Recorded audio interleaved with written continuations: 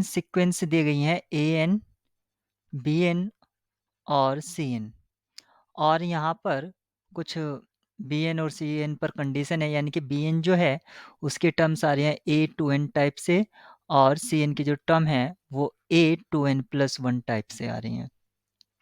तो आपसे पूछा गया है कि ए एन कन्वर्ज करता है, इनमें से कौन सी कंडीशन ट्रू होगी।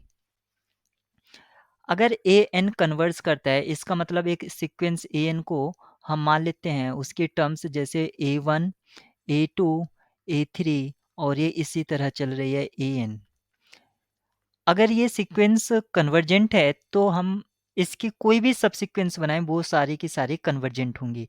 यानी कि अगर मैं बनाऊं A2, A4, A6, ये सीक्वेंस भी आपकी कन्वर्जेंट होगी, जिसको मैं BN कह रहा हूं यहाँ पर, क्योंकि BN क्या है, इवेंट टर्म से जनरेट है, और CN जो है वो ऑड टर्म से जनरेट है, लेकिन उसका A1 नहीं है, A3, A5, A7 इस तरह से।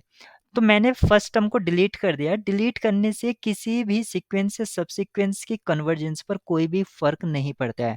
तो अगर एन कन्वर्जेंट सीक्वेंस है तो बी एन और सी एन दोनों ही कन्वर्जेंट सीक्वेंस होगी, यानी कि ऑप्शन सी आपका करेक्ट होगा। लेकिन इसका कन्वर्स ट्रू नहीं है कि अगर दो सब सीक्वेंस या कुछ सब सीक्वेंस अगर कन्वर्जेंट हैं तो वो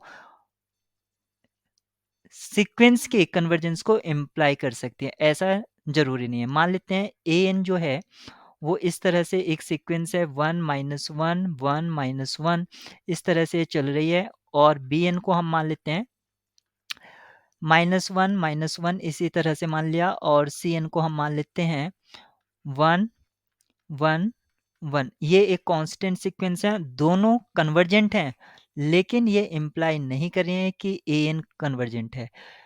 तो अदर ऑप्शंस आपके फॉल्स होंगे, ओनली ऑप्शन सी करेक्ट